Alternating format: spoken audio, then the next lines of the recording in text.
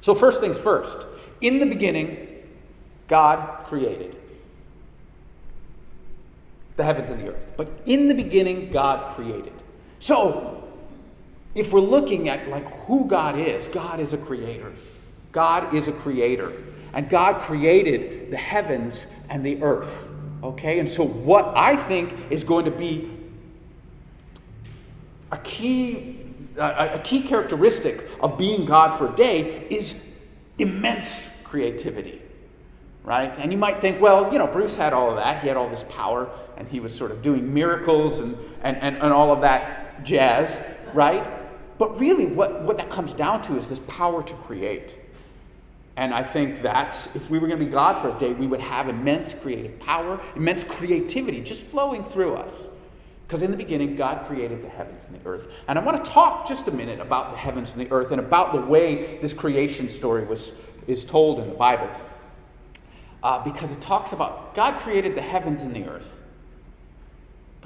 But they didn't just create the heavens and the earth. God created everything in them. Not just heaven, not just earth, but heaven, earth, and everything in between. And I think it's important that we recognize that these descriptors aren't a list of what God created, but simply parameters that expand our idea of what that might be. And this becomes very important as we sort of scan down the chapter in Genesis to see that God created humans in their image. God created humans in their image, male and female. I don't think that's a binary. I think that includes male, female, and everything in between. Because when we look at Scripture, right, and we're going to focus on the Bible. John the Revelator says, or receives a revelation in which God says, I am Alpha and Omega, the beginning and the end, the first and the last. These are not binary concepts.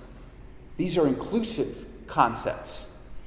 Alpha, Omega, and every letter in between. Right? The implication isn't just like, oh, I'm A and Z.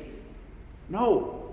Alpha, Omega, everything in between. First and last, and everything in between. Right? The beginning and the end, and everything in between. Right? Do you see how expansive that becomes? Now God isn't just some dude floating on a cloud. God is the totality of existence.